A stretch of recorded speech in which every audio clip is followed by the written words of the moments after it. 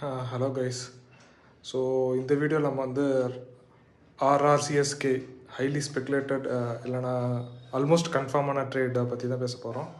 ஆர்ஆர்லேருந்து நம்ம சிஎஸ்கேக்கு சாம்சங் கொடுக்குறாங்க. சிஎஸ்கேலேருந்து நம்ம ஜடேஜாவும் சாம் கரனும் நம்ம இது பண்ண போகிறோம், ட்ரேட் பண்ண போகிறோம். ஸோ சோஷியல் மீடியா எல்லாத்துலேயுமே பேசுகிறது வந்து யாருக்கு இது ப்ராஃபிட் இல்லை யாருக்கு வந்து இது ரொம்ப பெனிஃபிட்னு பார்த்தா, இது வந்து என்னை பொறுத்த வரைக்கும் ரெண்டு டீமுக்குமே வின் சுச்சுவேஷன் தான்.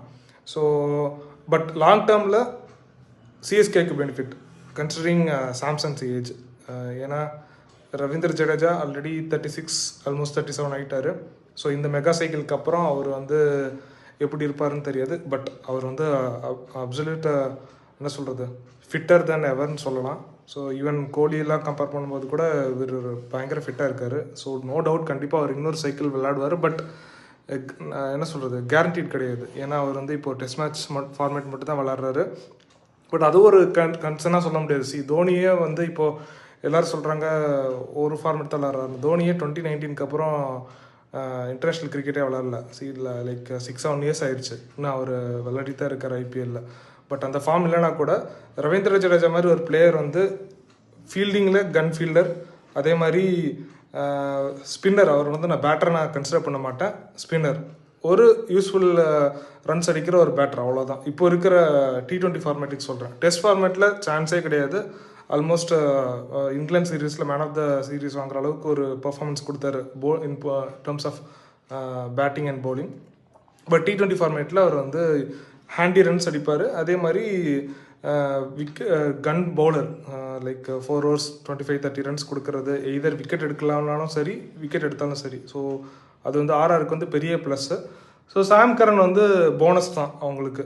ஸோ எப்படி வருவாருன்னு தெரில சாம் கரன். பட் சாம் கரன் நல்லா வந்தாலும் சரி, வரலாம் அவங்களுக்கு ஒரு பெரிய ஹார்ம் கிடையாது. ஏன்னா 2.4 crores தான். ஸோ அது வந்து ஒரு எக்ஸ்பெக்டராக இருக்கலாம் என்னை பொறுத்த வரைக்கும். ஸோ சிஎஸ்கேக்கு சாம்சங் பெரிய பெனிஃபிட் தான். ஸோ தோனியோட சக்ஸஸர்னு ஒன்று கிடையாது.